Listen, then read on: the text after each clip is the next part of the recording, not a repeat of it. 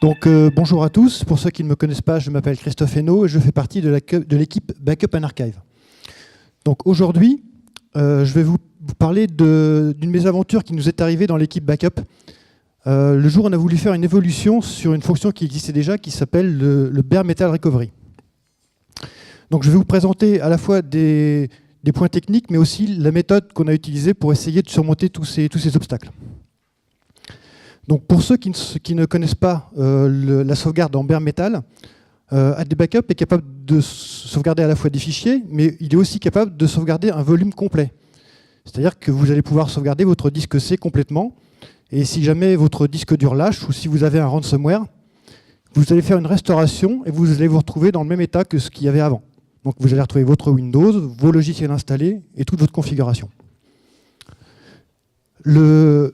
La manière dont ça fonctionne, c'est qu'en fait, on se base sur une API de Windows qui s'appelle Shadow Copy. Cette API nous permet de faire une image de votre disque dur. Et donc, nous, ce qu'on va sauvegarder, c'est l'image qu'on a faite, et l'utilisateur va pouvoir continuer à travailler normalement sans que ça perturbe le fonctionnement de son ordinateur. L'inconvénient de cette méthode, c'est qu'on sauvegarde à la fois des fichiers intéressants, mais on va aussi sauvegarder des fichiers qui ont peu d'intérêt. Notamment, vous avez le patch file qui sert pour faire le swap mémoire entre la mémoire et le disque. Et vous avez le fichier d'hibernation qui sert dans un cas bien particulier, mais qui n'a aucun intérêt au niveau d'une sauvegarde. Donc, on a commencé par essayer de voir comment on pouvait enlever ces deux fichiers de la sauvegarde. Et donc, on a commencé par faire un spike. Donc, la manière dont AD Backup fonctionne, en fait, il commence par découper tout ce qu'il doit sauvegarder par bloc de 32 kg. Et après, il va envoyer tous ces blocs au serveur. Donc l'idée que nous avons eue à l'issue de ce spike, c'est de se dire, bon déjà, il faut commencer par identifier la position sur le disque des fichiers qui ne nous intéressent pas. Ça, c'est assez facile, on a une librairie pour le faire. Une fois qu'on a identifié ces zones, on va se dire, OK, le bloc que je suis en train de sauvegarder, est-ce qu'il est compris dans un des fichiers qui ne m'intéressent pas?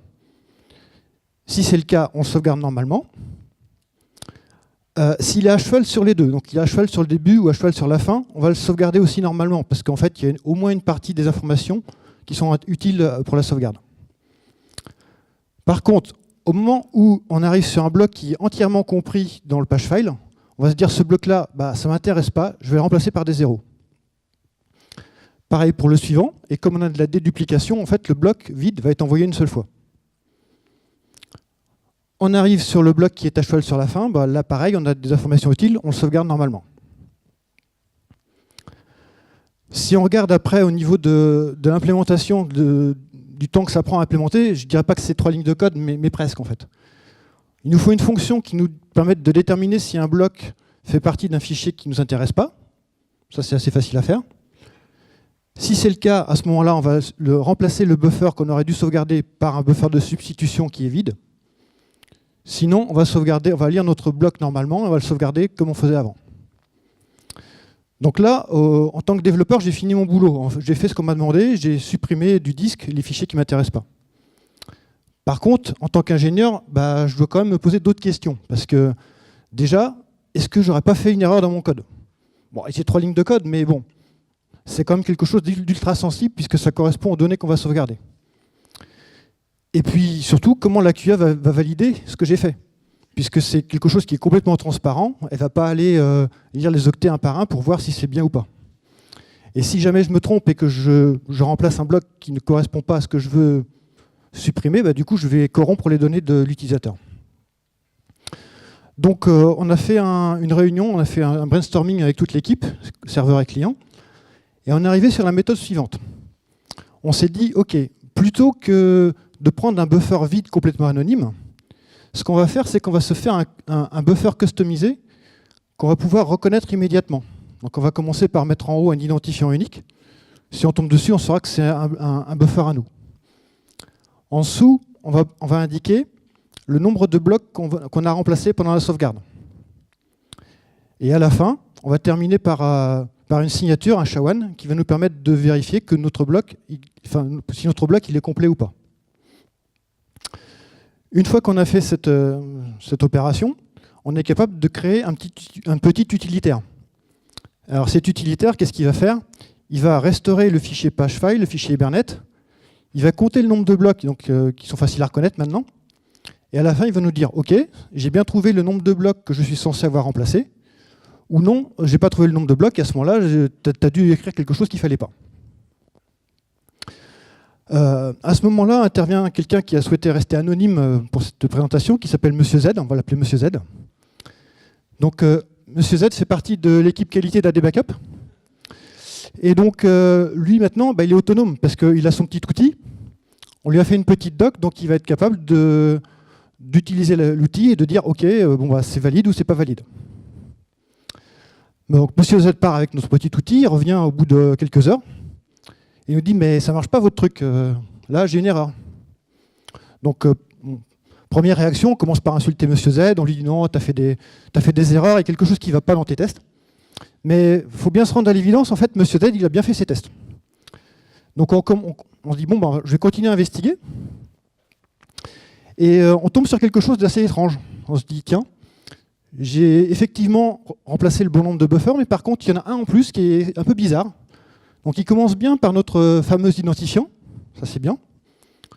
Il a bien notre compteur de blocs, donc a priori c'est un truc qu'on a fait nous. Les 16 premiers kilo-octets, ils sont parfaits, ils sont nickel. Par contre, à partir de... Enfin les 16 derniers, en fait, les 16 derniers kilo-octets, il y a quelque chose qui n'est pas ce qu'on a écrit. Donc ça ne fait pas partie de notre buffer de substitution. Donc là, on commence à se creuser la tête. On regarde notre code, on le regarde, on le relit encore, on se met à plusieurs dessus, on rajoute des logs, on recompte les buffers, tout ça, tout est parfait. On ne comprend pas. Au bout d'un moment, on se dit, bon, y a quand même un truc louche qui se passe ici. On n'arrive pas trop à identifier quoi, mais il y a un truc bizarre qui se passe sur une ligne plutôt banale, un read dans un fichier. On se dit, OK. Donc en aéronautique, quand tu as un pilote d'avion, sur son cockpit, s'il a des informations complètement incohérentes, l'altimètre qui ne correspond pas avec autre chose, il va se dire, il va avoir un réflexe qui va se dire back to basic. Il faut revenir aux fondamentaux. Donc là, j'étais en train de débugger à l'intérieur d'AD Backup en utilisant des librairies tierces qui servent pour accéder aux fichiers, à Shadowcopy. Tout ça sur le framework.NET, je ne sais pas quelle est la couche qui pose problème. Donc je vais mettre complètement à part, je vais refaire un programme en C++ de base, et je vais voir ce qui se passe. Je commence par initialiser un de mes buffers avec une valeur connue. Bon, jusque-là, tout va bien. Ensuite, je vais ouvrir mon image Shadowcopy. Je vais me positionner à un endroit particulier que je sais faire partie du pagefile. Et puis je vais faire une opération basique, je vais dire, lis-moi 32 kilo-octets. Donc je vérifie tous mes codes d'erreur, tous mes codes de retour, je n'ai pas d'erreur. Windows me dit, OK, dans cette variable-là, la DWRead, je t'ai lu 32 kg. Donc normalement, je me dis, c'est bien, mon buffer va être rempli. Ah, mince, mon buffer n'a pas changé d'un iota. C'est exactement le même. Là, la première réaction que tout le monde a en général, c'est mais qu'est-ce qui se passe? Pourquoi Windows me ment? Il me dit qu'il me remplit mon buffer, et mon buffer n'est pas rempli du tout. On continue à investiguer, on se fait un peu des nœuds au cerveau, toujours avec tout le monde de l'équipe. On ne comprend pas. C'est vraiment bizarre. On fait plusieurs hypothèses qui se révèlent fausses. La fonction readFile ne fonctionne pas, le seek ne marche pas, enfin des trucs. Non, a priori, tout est bon. On va finir par avoir l'idée suivante. Plutôt que de lire juste un petit endroit, je vais lire l'intégralité de mon volume, secteur par secteur. Et ce que je vais faire, c'est que je vais faire une cartographie pour dire ce secteur-là, j'arrive à le lire, ok, très bien. Et celui-ci, j'y arrive pas. Et ça va nous donner cette magnifique photographie.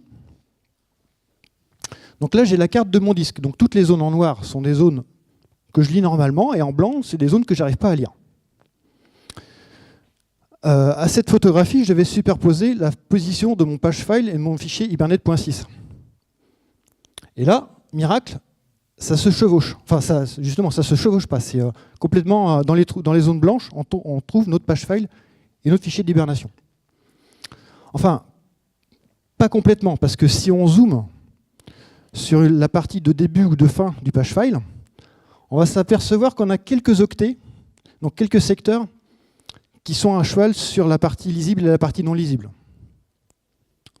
Donc on retourne à nouveau sur le code d'AD Backup, et on remarque en fait que notre buffer, on l'alloue en dehors de la boucle de lecture. On l'alloue une seule fois, et après on a un buffer de travail qu'on réutilise pour lire chaque bloc. Ok, très bien. Maintenant, je reviens à mon algorithme que je vous ai montré tout à l'heure. Quand j'arrive sur la fin du page file, je suis comme ça. La zone non visible, non lisible que j'ai identifiée, elle se trouve ici. Et là, je m'apprête à lire 32 kilos. OK ? Pour les 16 premiers, eh bien, ce que Windows va faire, c'est qu'il va me dire qu'il va les avoir lus, mais il ne va pas changer mon buffer. Sauf que là, je viens d'écrire ce bloc-là qui correspond avec mon buffer de substitution. Je me retrouve donc dans cet état-là. J'ai un demi-buffer de substitution. Je lis le reste de mon buffer de 32 kg. Voilà, j'ai trouvé mon fameux buffer à demi rempli. Donc là, vous allez me dire, c'est un échec complet ton truc, ton explication. Là.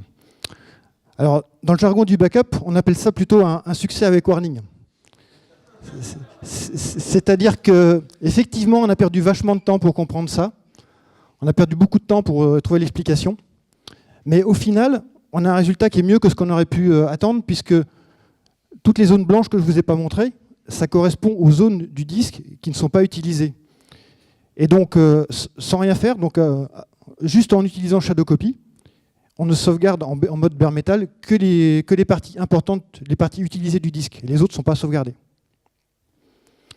Donc, la morale de cette histoire, c'est que on utilise de plus en plus des API ou des choses développées par des éditeurs tierces qui sont de plus en plus compliquées.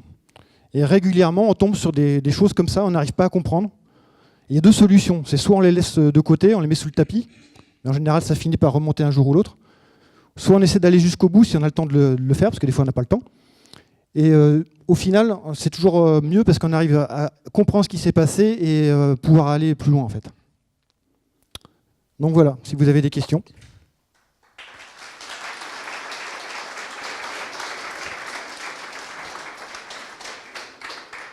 Des questions? Bon, bah, apparemment, tu as dû être clair. Juste pour rappeler aussi que pour ceux qui nous ont rejoints et qui veulent en savoir un peu plus sur la Shadowcopy et puis sur le Bare Metal Recovery, bah, il y a déjà 2 présentations précédentes qui ont été faites par Christophe et que vous pourrez retrouver sur le blog technique.